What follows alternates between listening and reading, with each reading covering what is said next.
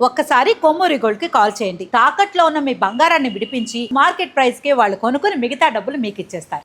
అందరికీ నమస్కారం. అమరావతి అనేది డీప్ టెక్ హబ్ గా మారుతుంది అనేది కూటమి ప్రభుత్వం చెప్తా ఉంది. కొంత రియాలిటీలో కూడా కనపడతా ఉంది. క్వాంటమ్ కంప్యూటరింగ్ అమరావతికి వేదికగా మారుతున్న పరిస్థితి.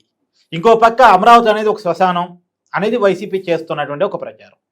ఈ కూటమి వర్సెస్ వైసీపీ ఈ మాటల యుద్ధాన్ని ఎలా చూడాలి అమరావతి విషయంలో మాట్లాడుకునే ప్రయత్నం చేద్దాం. నాతో ఉన్నారు ప్రముఖ సామాజిక రాజకీయ విశ్లేషకులు అంకంరావు గారు. సార్ నమస్కారం. నమస్తే కట్టవారు.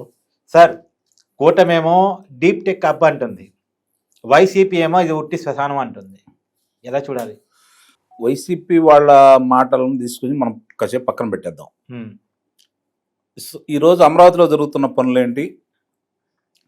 రేపు ముఖ్యంగా ఏప్రిల్ 14వ తారీఖున క్వాంటమ్ దినోత్సవ సందర్భంగా రేపు చంద్రబాబు నాయుడు గారి చేతుల మీదుగా 2 ప్రాంతాల్లో ఎస్ఆర్ఎం కాలేజీ క్యాంపస్లో, అలాగే విజయవాడ అమరావతి ఎస్ఆర్ఎం అనండి. అదే అమరావతి ఎస్ఆర్ఎం, ఎందుకంటే వైసీపీ అమరావతి అని పేరు తీసేసింది. అవును, నిజమే. ఇక్కడ నుంచి ఏది మాట్లాడినా అలానే మాట్లాడాలి. అమరావతి ఎస్ఆర్ఎం కాలేజీలో ఒక చోట, విజయవాడలో ఒక చోట, 2 చోట్ల రేపు ప్రారంభోత్సవాలు జరగబోతున్నాయి. ఇక ఒక్కసారి అమరావతి ఈరోజు పరిస్థితి ఎలా ఉంది? రియాలిటీ ఏమేం జరుగుతున్నాయి, ఇది తెలియని వాళ్ళకి మన ద్వారా కొన్ని విషయాలు, మనకు తెలిసిన విషయాలు చెప్పడంలో తప్పులేదు, పార్టీలకు అతీతంగా. ఎందుకంటే 91 పనులు, మళ్ళీ చెబుతున్నాను, 91 పనులు 54,000 కోట్ల రూపాయలతోటి 30,000 మంది పనిచేస్తున్నారు ఈరోజు అమరావతి రాజధాని ప్రాంతంలో. మధ్యలో కొద్ది స్లో అయినట్టున్నాయి కదా, మధ్యలో కాస్త ఆలస్యం అవుతుంది. కొన్ని పేరెన్నికన్న సంస్థలే ఆలస్యం చేస్తున్నాయి. ఎందుకు చేస్తున్నాయి అనేది వాళ్ళకే తెలియాలి. మెగా ఎల్ఎన్టీ ఇవన్నీ. ఇక్కడ మిగిలిన విషయాల్లో ఒకసారి కనుక ఆ ప్రాంతానికి వెళ్ళి 2024 జూన్ 4వ తారీఖు ముందు ఇప్పుడున్నటువంటి భవిష్యత్తులో భావితరాలకి ఒక డ్రీమ్గా మారబోతున్నటువంటి అమరావతి అనే నగరం రాజధాని నిర్మాణ ప్రాంతాలను కనుక ఒకసారి చూసుకుంటూ ఉంటే, ఆ రోజు ఏ విధంగా వాళ్ళు ముళ్ళ కంచెలని పెరిగే విధంగా తయారు చేసేసి ఏమీ చేయకుండా వదిలేశారో, ఈరోజు ఆ ప్రాంతానికి వెళ్తే ఆ రహదారులకి అటువైపున ఇటువైపున భవిష్యత్తులో ఏ ఇబ్బందులు లేకుండా భూమి లోపల విద్యుత్తుకు సంబంధించినవి కావచ్చు. అంటే మనం కొత్త కట్టుకుంటున్నాం కాబట్టి అన్ని రకాల అవకాశాలు ఉన్నాయి. ఎలా కావాలో అలా ఎలా కాదు, భవిష్యత్తులో ఏ ఇబ్బందులు రాకుండా, ఒక్క విద్యుత్ తీగ కూడా కనపడకుండా, ఒక్క విద్యుత్ స్తంభం కూడా అక్కడ కనపడకుండా, అంటే విద్యుత్ స్తంభాలు ఉంటాయి, తీగలు ఉండవు. ఆ విద్యుత్ స్తంభాలకు సంబంధించి మామూలుగా ఈరోజు భూమి లోపల వేస్తున్నటువంటి ఆ పైపులు కనుక మనం చూస్తే మీరు ఒకసారి, దాంట్లో అన్ని రకాల కేబుల్స్కి సంబంధించినవి కావచ్చు, అలాగే మురుగునీరు బయటికి వెళ్ళేది కావచ్చు, తాగునీరు ఇళ్లలోకి వచ్చే విషయాల్లో కావచ్చు, అంత శ్రద్ధగా 100 సంవత్సరాల తర్వాత కూడా 100 సంవత్సరాల తర్వాత కూడా ఆ ప్రాంతానికి ఎలాంటి ఇబ్బంది రాకుండా ఎంత చక్కగా అక్కడ ఏర్పాట్లు చేస్తున్నారో చూసిన వాళ్ళకి అర్థమవుతుంది, మాట్లాడే వాళ్ళకి ఏం అర్థమైంది. నిన్నగాక మొన్న న్యాయమూర్తుల భవనాలు ప్రారంభోత్సవాలు జరిగినాయి కదా. అవును. ఇంకొక 4 రోజుల్లోపు శాసనసభ్యులు, మంత్రులు, అలాగే అధికారులు, శాసనమండలి సభ్యులు అవి కాబోతున్నాయి కదా. 5,314కు సంబంధించి అక్కడ ఎవరైతే భూమి లేని నిరుపేదలు ఉంటారో వాళ్ళ కోసం ఏర్పాటు చేసినటువంటి ఇల్లు కూడా త్వరలోనే వాళ్ళ చేతికి అందబోతున్నాయి కదా. ఈరోజు ఏఐకి సంబంధించింది అక్కడే జరుగుతూ ఉంది. అలాగే కేంద్ర ప్రభుత్వానికి సంబంధించి మినీ సెక్రటరియట్ ఇక్కడ తయారు కాబోతుంది. అవునా? కేంద్రం ప్రకటించింది ఆల్రెడీ 2,500 కోట్ల రూపాయల చిల్లరది డిపిఆర్ ఆమోదించారు. మరి ఇవన్నీ జరుగుతూ ఉంటే ఈ మధ్య కాలంలోనే నిర్మలా సీతారామన్ గారి చేతుల మీదుగా 15 బ్యాంకులు, కార్పొరేట్ కార్యాలయాలు అక్కడ ప్రారంభోత్సవాలు, శంకుస్థాపన జరిగినాయి కదా. మరి ఇవన్నీ కళ్ళ ముందు కనపడతా ఉంటే ఇంకా అమరావతి మీద విషయం చిమ్ముతూ, అంటే వాళ్ళకి ఇంక వేరే ఏమి లేదు. నాకు డౌట్ సార్, నిజంగా అమరావతి శ్మశానం అయితే ఆ శ్మశానంలో జగన్మోహన్ రెడ్డి గారు ఇల్లు ఎందుకు కట్టుకున్నారంటారు? పిచ్చాచాలు కదా ఉండేది శ్మశానాల్లో పిచ్చాచాలు ఉంటాయి, దెయ్యాలు మాత్రమే ఉంటాయని చెప్పని మనం చదువుకున్నాం. అతను ఆ విధంగా తయారు చేసి ఆ దెయ్యాలను మాత్రమే అక్కడ ఉంచాలని ప్రయత్నించారు. ఆ దెయ్యాలు ఎవరో మీకు నేను ప్రత్యేకంగా చెప్పాల్సిన పని లేదు. కానీ అక్కడ నివాసం ఉంటున్న వాళ్ళు భక్తి శ్రద్ధలతోటి 29 గ్రామాల రైతులు, 34,000 ఎకరాల భూమిని రాజధాని కోసం ఇచ్చేసి నిరంతరం కాపాడుకున్నారు. ఆ దెయ్యాలను అక్కడ ఉంచకుండా చేశారు కాబట్టి ఈరోజు అది మళ్ళీ దేవతల రాజధాని అమరావతి అని చెప్పి మనం చెప్పుకోవడానికి అవకాశం ఏర్పడింది. సార్ ఇక్కడ ఒక విషయం చెప్పండి. గుడివాడ అమర్నాథ్ గారు మాజీ ఐటీ శాఖ మంత్రి ఒక మాట మాట్లాడారు.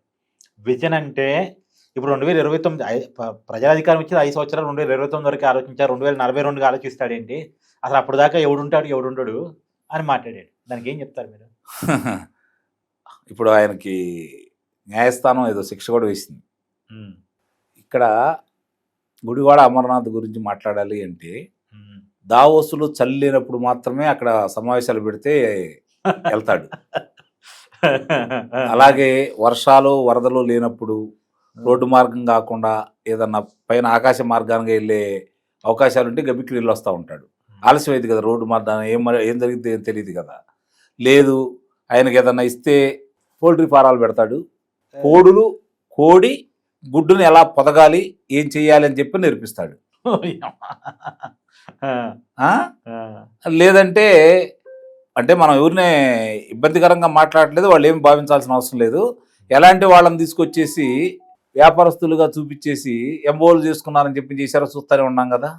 ఎలాంటి చేయమంటే చేస్తాడు. కానీ ఒక అసలు రాజధాని నిర్మాణానికి లేకపోతే భవిష్యత్తు తరాల గురించి ఆలోచించకుండా నిర్మాణాలు చేపట్టాలన్నా, ఏదన్నా కంపెనీలు తీసుకురావాలన్నా, ఏదైనా ఉద్యోగ కల్పన చేయాలన్నా, రహదారులు నిర్మించాలన్నా, నీటి రంగ ప్రాజెక్టులను పూర్తి చేయాలన్నా అది నా తరం కాదు. నా బిడ్డలు, మన భవిష్యత్తు, మన ఊరు వాళ్ళు, మన ప్రాంతం వాళ్ళు, మన రాష్ట్రం వాళ్ళు, మన దేశం వాళ్ళు ఇంతమంది కలిస్తే మనం ఒక్కళ్ళమే కాదు, మన ఒక్కళ్ళదే కాదు దేశం.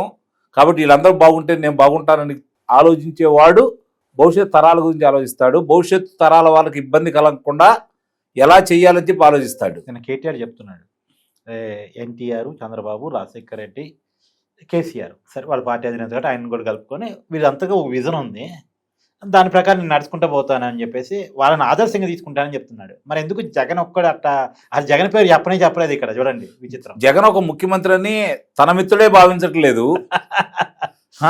ఇక జనం ఆంధ్ర రాష్ట్ర ప్రజలు తీర్పిచ్చారు కాబట్టి వీళ్ళు కూడా దాన్ని స్వాగతిస్తున్నారని నేను అనుకుంటున్నా. 164 స్థానాలు ఇచ్చిన తర్వాత మనం అనుకున్న జగన్మోహన్ రెడ్డి వేరు, మొట్టమొదటి 67 స్థానాలు ఇచ్చిందంటే మామూలు విషయం కాదు కదా. అది అంటే చాలా గట్టి ప్రత్యామ్నాయం. రెండోది అధికారమే ఇచ్చారు 151 స్థానాలు.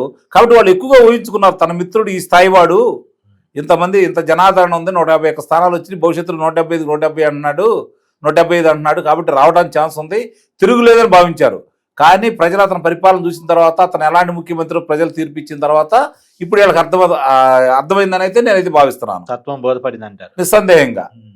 దాంట్లో అనుమానమే ఉంది. ఇప్పుడు నందమూరి తారక రామారావు గారు ఒక యుగ పురుషుడు, అందులో అనుమానమే లేదు. ఆయన తీసుకొచ్చిన సంస్కరణలు కావచ్చు, ఆయన పరిపాలన విధానం కావచ్చు, అది ఎవరు వేలెత్తి చూపించడానికి అవకాశం అయితే లేదు. తర్వాత చంద్రబాబు నాయుడు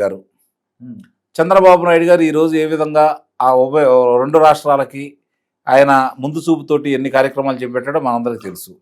సరే, తన తండ్రి గారు కేసీఆర్ గారు నేను తక్కువ చేయట్లేదు, కొన్ని విషయాల్లో ఆయన చాలా ముందు చూపు ఉన్నటువంటి వ్యక్తి. అవును.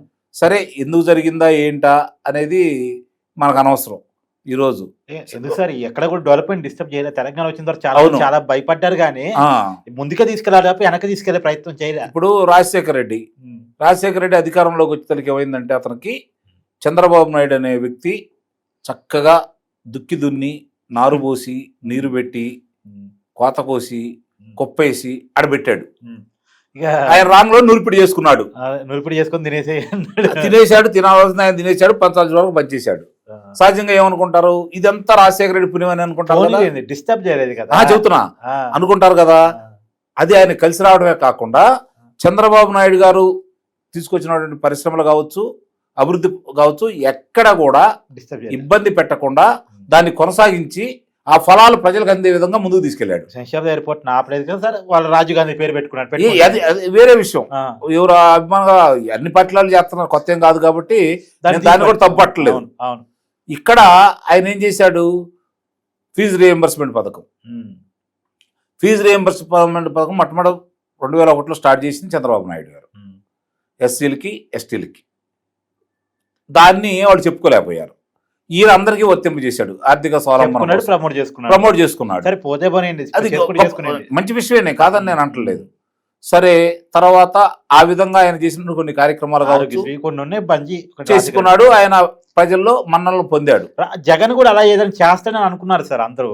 ఉన్నవాటిని కంటిన్యూ చేస్తూ ఇది కొత్తగా ఏదైనా చేస్తాడనుకున్నారు కానీ జగన్మోహన్ రెడ్డి ప్లేస్ లో మీరు కానీ నేను కానీ 151 స్థానాలు కనుక వచ్చి అధికారంలో ముఖ్యమంత్రి అయిన తర్వాత 2024 జరిగే ఎన్నికల్లో తెలుగుదేశం పార్టీ తరఫున కనీసంలో కనీసం తెలుగుదేశం పార్టీ వాళ్ళు ఒక్కళ్ళో కాదు 5గురు కలిసి పోటీ చేసినా కలవడానికి ఎవరు ఉండేవాళ్ళు కాదు.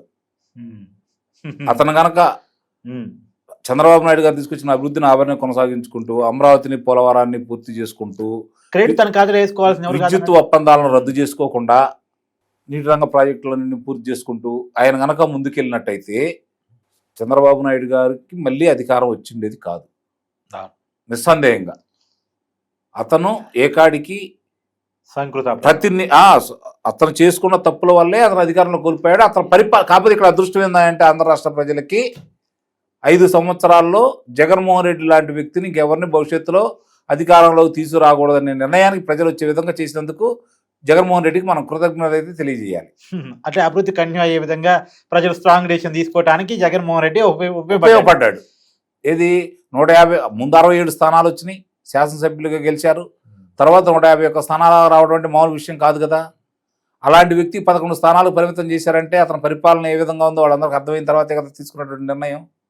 ఇది ఈరోజు ఒక గుణపాఠంగా వాళ్ళకి తీసుకోవాల్సింది పోయి వాళ్ళు ఇంకా కూడా వాళ్ళకోటేనండి, మనం ఏం చెప్తే ప్రజలు మనం నమ్ముతారు, మనం ఏం చేసామని చెబుదాం, ఈ పథకాలు తప్ప.